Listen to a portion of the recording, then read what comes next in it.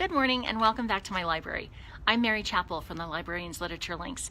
Today I want to pick up on the discussion that we were having last week about the letter writing unit that I did with my kids and with some of the books that I used. Today's book talk features the book that I used to introduce the letter writing unit to my first and second graders.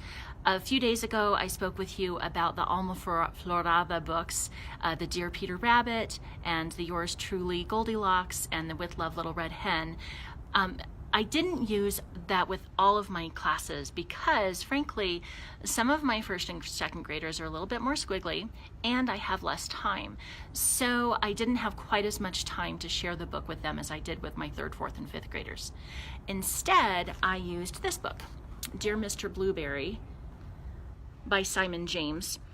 Quick, short read, and it really did do a good job of introducing letters to those younger kids. So again, as with all of my book talks, I'm not going to share the entire book with you, which would be a violation of the author's copyright, but I am going to just share some of the highlights with you, so stick with me for just a minute. So Dear Mr. Blueberry, basically it's about a little girl who's writing letters to her teacher, Mr. Blueberry, because she has discovered that she has a whale living in her backyard. Dear Mr. Blueberry, I love whales very much, and I think I saw one in my pond today. Please send me some information on whales, as I think he might be hurt. Love, Emily. The other reason that this tied in well with my first and second graders was because they were doing habitat studies at the time, so it was a really nice tie-in with what was happening in the classrooms.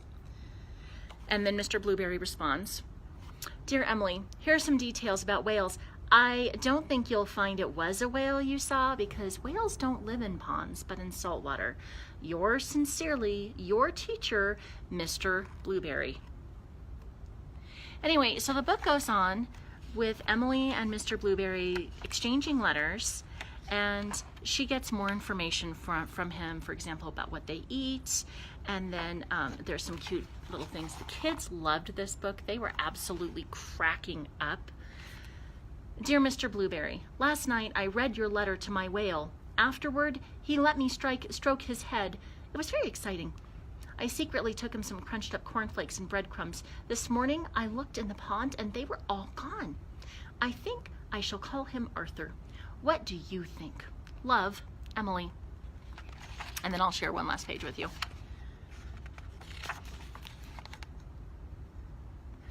Dear Mr. Blueberry, it has been the happiest day. I went to the beach and you'll never guess, but I saw Arthur. I called him and he smiled. I knew it was Arthur because he let me stroke his head. I gave him some of my sandwich.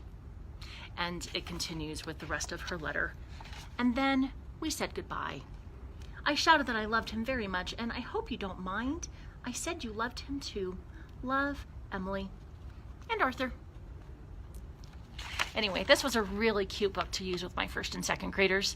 If you think that it's something that you can use, hop on over to your local library and check it out.